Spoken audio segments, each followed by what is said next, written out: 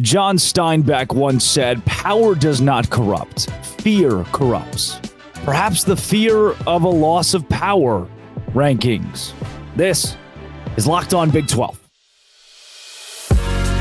You are Locked On Big 12, your daily podcast on the Big 12 Conference. Part of the Locked On Podcast Network, your team every day.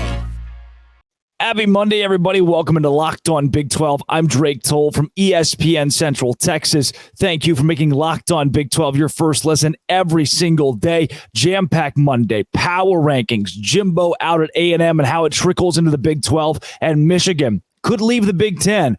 Come on with it, big boy. I have been sick as a dog the last 48 hours, so give me a break here. Yesterday's show, I struggled through, and today I'm going to see if I can do better. Thank you, Tylenol and Excedrin. Look, power rankings this week. No surprise. Who's at number one? Texas. That's easy, right? It gets a little funkier past that because if you ask me right now, who are the best two teams in the Big 12? It's shaping up again to be Texas and Oklahoma, especially the way the Sooners dominated against West Virginia. But I have Kansas State at number two in my power rankings. I think if Kansas State and Oklahoma squared off tomorrow, that Kansas State would find a way to win that game. Will Howard, Avery Johnson, Sinnott to Giddens. You saw the way that they've dismantled Baylor, which everybody is doing right now. But that dominating of a win, I have so much confidence in Kansas State. I will put them at 2 right now. I also want to tell you, the power rankings for me are not what a team would be at full strength. I know that Kansas, and I'll get to Kansas in a bit, I know that Kansas at full strength is probably a top 3 team in the Big 12.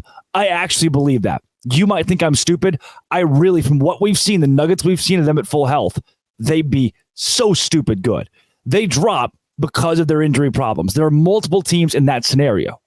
I'm going to go at 3, Oklahoma, a team that actually has not been plagued that much by the injury bug. You know, only three quarterbacks in the Big 12 have not been benched due to lack of performance or injury this season, one of them being Dylan Gabriel. He's the best QB in the league, and it's not very close. I'm going to go OU at 3, my power rankings, but I'm still hopeful there's a way to keep both them and Texas out of the Big 12 championship. We're going to have to rely on number 4, Iowa State to help us out with that this week. Iowa State hosting Texas on Fox in Ames, 7 o'clock, a night game, and it couldn't be any bigger. This is, look, a lot of people made the case. When I was in college at Baylor, it was, hey, for people showing up to a Texas game, a Texas and Baylor game, they're not there to see Baylor, they're there to see Texas. And that's kind of been the reason folks have watched these UT games over the course of the last couple of weeks. And it will be because we're all rooting for whoever they're playing. In this case, it's Iowa State who comes in at 4. Rocco Beck, he has just done everything you needed him to do. He's one of the three quarterbacks to not be benched or to not be injured this season for a Big 12 team. And they are in a spot to go to the Big 12 championship, which we'll talk more in depth on throughout this week. Number 5, Oklahoma State. Expected disappointment. Okay. This is what the Big 12 is this year. It's frustrating. It's disappointing. It was devastating to watch them get dismantled against UCF. Huge for UCF. Very excited for that atmosphere, that fan base that needed to latch onto something to bring momentum the rest of the season and into next year. However, it takes out one of the big players for the Big 12 championship that isn't Texas and OU.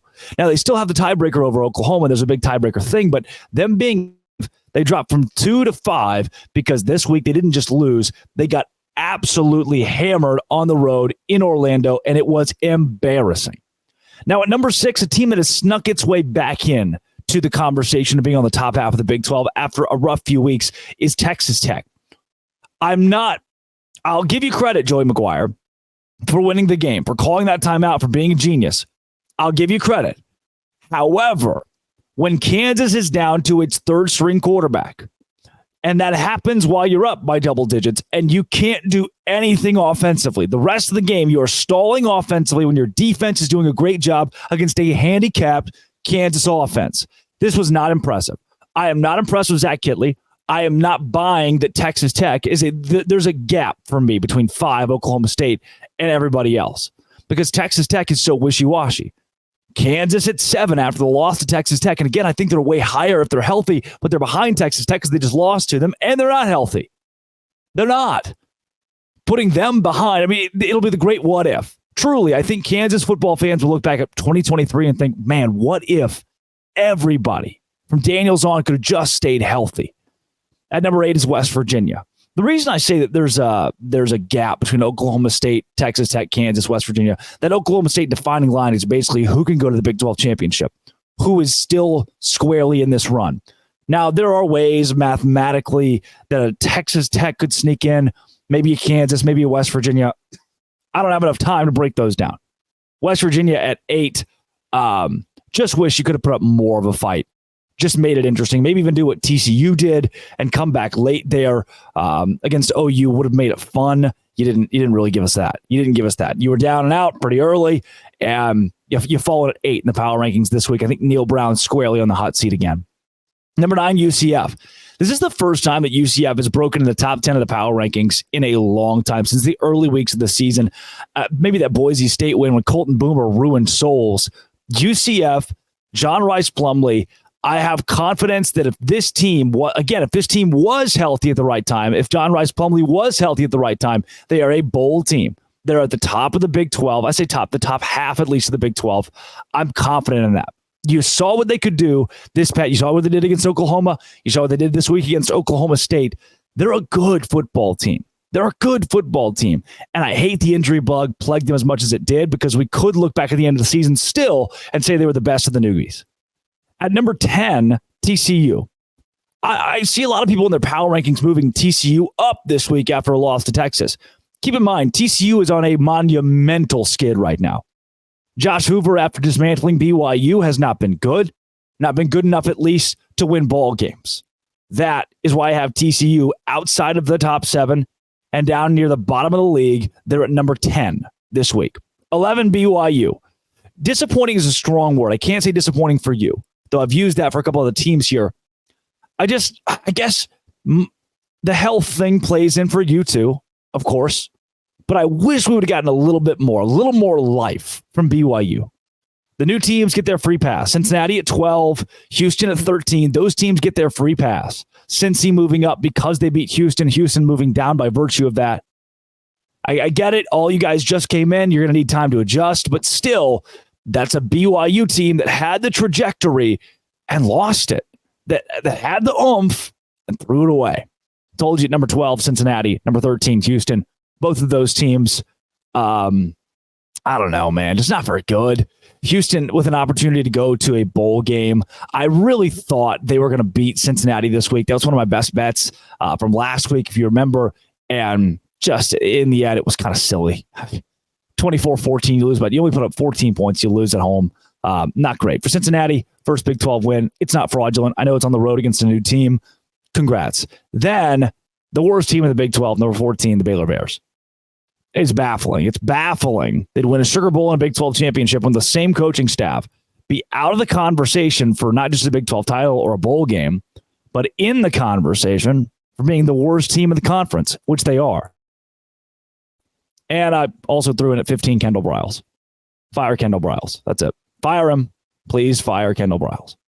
Number 1, Texas. Number 2, Kansas State. Number 3, Oklahoma. Number 4, Iowa State. Number 5, Oklahoma State in the power rankings this week. Then comes the gap. Texas Tech at 6, sneaking their way back up. Kansas at 7, virtue of injuries is what puts them in the middle of the pack. 8, West Virginia. Wish you could have contended this week. 9, UCF. Big win. Trajectory up. 10, TCU. We've got to fire somebody. 11, BYU. Sharp downtrend. 12, Cincinnati. Congrats on your first Big 12 win. 13, Houston. 14, Baylor. 15, Kendall Briles. You're pretty bad. Let's get into Jimbo Fisher out at Texas A&M. This Locked On Big 12, part of the Locked On Podcast Network, your team every day. Maybe I'm so sick because I've been drinking so many beers. Nope. Can't be that, because they're non-alcoholic beers from Athletic Brewing Company. AthleticBrewing.com is where I go to have a good time with great tasting, award-winning brews that beat out full-strength beers in global competitions. They brew over 50 styles of craft non-alcoholic beer, including IPAs, golden, sours, and more. They are fit for all times. Drink them anytime, anywhere. Make any activity more enjoyable. Watching the big game, watching your kids' game, tackling work, working out. No hangovers, ever. Find Athletic in-store and at bars around the country or online. athleticbrewing.com. Find Athletic Brewing Co.'s non-alcoholic brews at a store or go to athleticbrewing.com. Use code LOCKEDON for 15% off your first online order. Code LOCKEDON at checkout. 15% off at athleticbrewing.com. Near beer exclusions and conditions apply. And Athletic Brewing Company is fit for all times. Okay. Look, Jimbo Fisher being out of Texas A&M, you probably hear that and you go, oh, this is locked on Big 12. I don't know why you sound like that, but you do, I guess. Oh, this is locked on Big 12, and it is. But this, to me, has a trickle effect into the Big 12 for a couple of different reasons. And maybe the most obvious that you probably point to first is, okay, if there's an opening in the Big 12, is Jimbo Fisher in the market to coach? I go back to an Ed Orgeron quote, one of my favorites.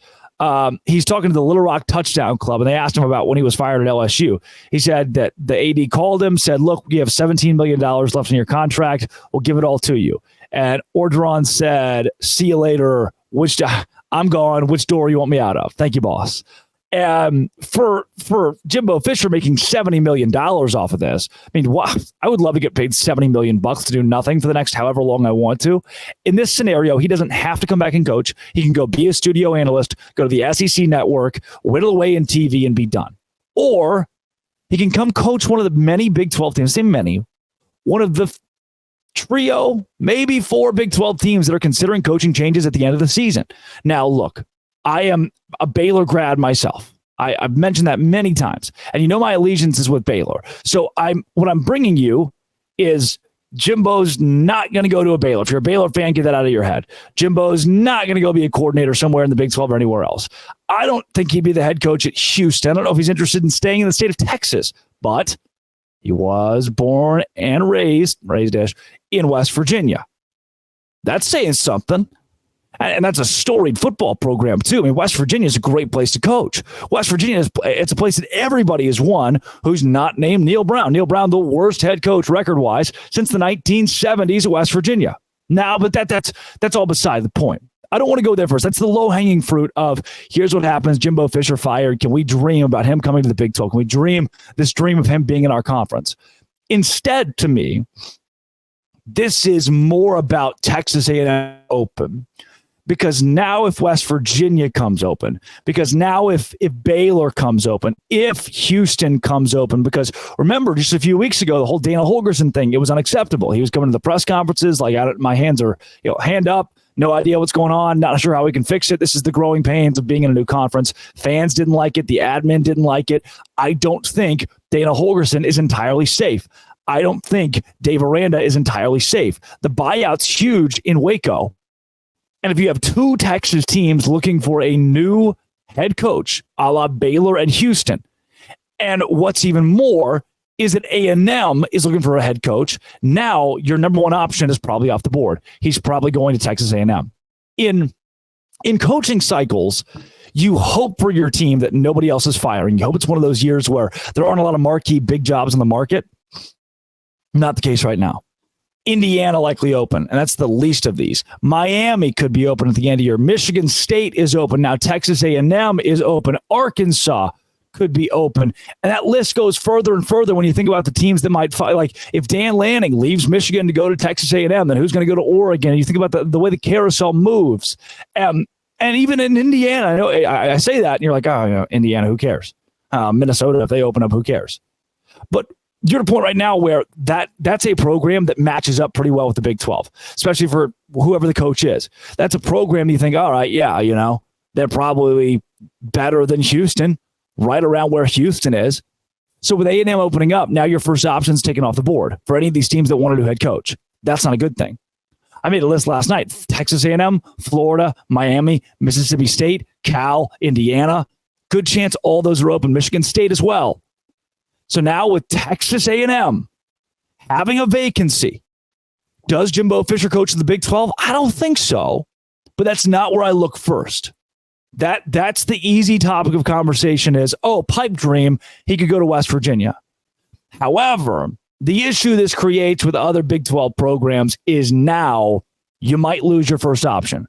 If it was Jeff Traylor, if it was G.J. Kinney at Texas State, who I think is going to be gone from Texas State this offseason, should be gone, should be at a bigger team.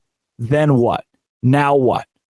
How do you stay relevant in the coaching search when your options are off the table? That's why I don't like that A&M opened up. That's why I don't like that Jimbo Fisher got fired now, because myself, as a Baylor guy, I'm hoping the Bears can get a big name candidate. Their number one guy might be in College Station. Remains to be seen. You can make the case, too, that whoever A&M gets is going to be too big of a candidate to ever coach in the Big 12, would have been too big of a candidate to go to Houston, a West Virginia, a Baylor, and maybe that's the case. Maybe you're also a fan of one of those teams saying, no, we're not going to fire the coach this season. We're not going to be in a coaching search, and maybe that's the case, too. But if you are, take one big old nasty look at the competition in College Station and say there's no way you can pony up the money, the NIL, the transfer portal prowess of a Texas A&M. That hurts if you're Baylor, Houston, West Virginia, or anybody else in this conference looking to make a move. How about Michigan? Speaking of making moves, they might leave the Big Ten. What does that do for us? This Locked On Big 12, part of the Locked On Podcast Network, your team every day. Today's show is brought to you by LinkedIn Talent Solutions. LinkedIn Talent Solutions is the place to go when you are looking to make a new hire. I hire an intern every semester. And they don't just have to be from Baylor. They don't have to just be from the Waco area. They can work remotely. It's all easy to hire because of LinkedIn Talent Solutions, the purple hashtag hiring frame. I open my job up. I add it to my profile. Simple tools like screening questions make it easy to focus on candidates with the right skills and experience so you can quickly prioritize who you'd like to interview and hire. Small businesses rate LinkedIn Jobs number one in delivering quality hires versus leading competitors. LinkedIn Jobs helps you find the qualified candidates you want to talk to faster. Post your job for free at linkedin.com/lockedoncollege. LinkedIn.com/lockedoncollege to post your job for free. Keep in mind that terms and conditions do apply.